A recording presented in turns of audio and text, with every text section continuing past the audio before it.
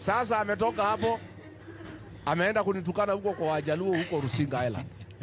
Anaongea ati mambo ya kahawa. Sasa Wajaluo na kahawa iko connection gani?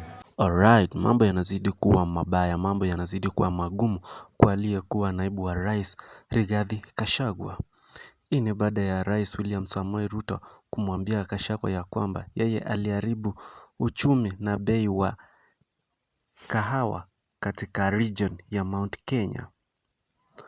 Kwa response zake, Rigathi Gachagua aliweza kumsomea Rais William Ruto, akamwambia unaenda huko katika Ujaluoni, unaenda kuniambia stori za kahawa. Inahusiana nini kahawa na Wajaluo ambao ungekuwa unaongelelea stori za samaki kuwatafutia bei, ilhali wewe umeenda sasa kunitukana katika upande wa Ujaluoni.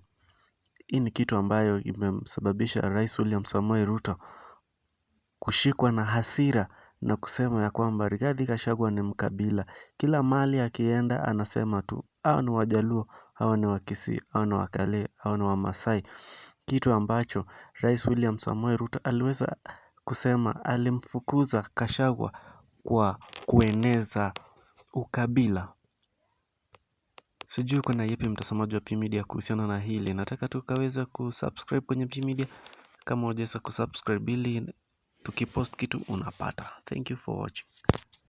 Watu ya kahawa wakulima wako na deni ya 7 billion tuwalipie. Tukasubuana na for 1 year. Nikakuwa mkali mpaka ikapitishwa. Hiyo 7 billion ilipotoka akatoa.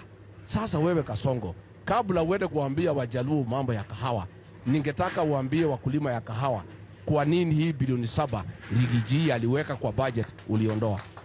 Kwa nini uliondoa?